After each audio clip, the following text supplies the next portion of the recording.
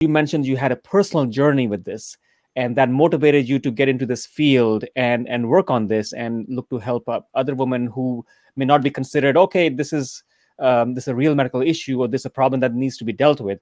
Are you okay in talking about it? What was it that really caused you to take on this journey?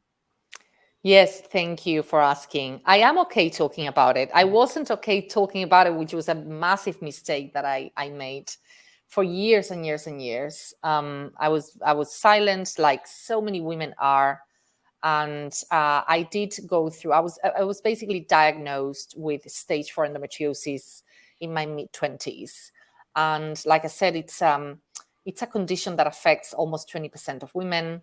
It's a condition that is a chronic condition, in fact, that is totally under-researched, and that one of the key symptoms is excruciating pain.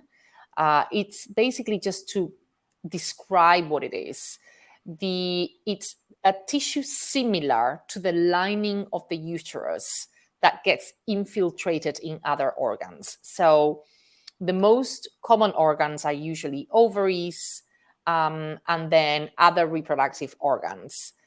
Now, endometriosis has this very interesting and kind of unknown effect. It kind of acts like cancer. So it can infiltrate in any other organ in your body. So it can actually go to your eyes, it can go to your skin.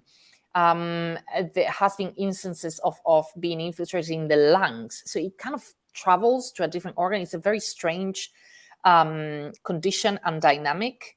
And like I said, not well researched at all. So I was diagnosed straight away. By the way, it takes around 7 years on average to get this condition diagnosed. And I'm just going to interrupt for a second. What are the main reasons why it takes so long?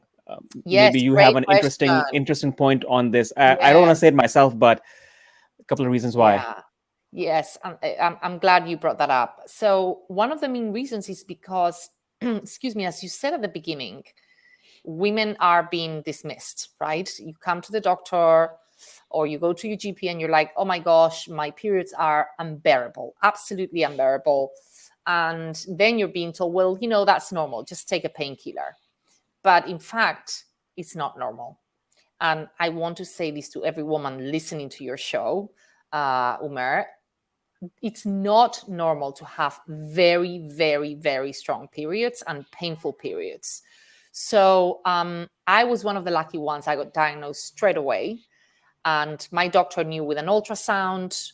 And he sat down with me and explained to me, okay, this is what you're going through. And this is going to be a very tough path because there is no other way but surgery or painkillers or hormonal treatment.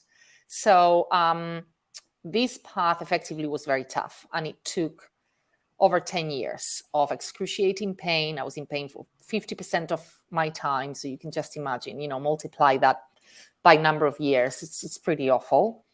I had to go through 5 different surgeries, and I had other ramifications like infertility. So again, let's not assume anything when people don't have kids. You just never know if they've had some sort of health condition. And I also had to go through surgical menopause. So that means that you're put into surgery and they have to kind of take your reproductive organs out of your system, like completely out of your system. So you, by de facto, go into surgical menopause straight away, which is a shock, right? A shock to your body. Yeah. Thanks for watching, and I appreciate you as a valuable viewer. And if you liked this segment, you can watch all of the different individual segments or the whole podcast to have a broader understanding on this topic. And just check the links in the description or what you see on the screen right now. I'm Dr. Umar Khan. Looking forward to seeing you again. Thank you.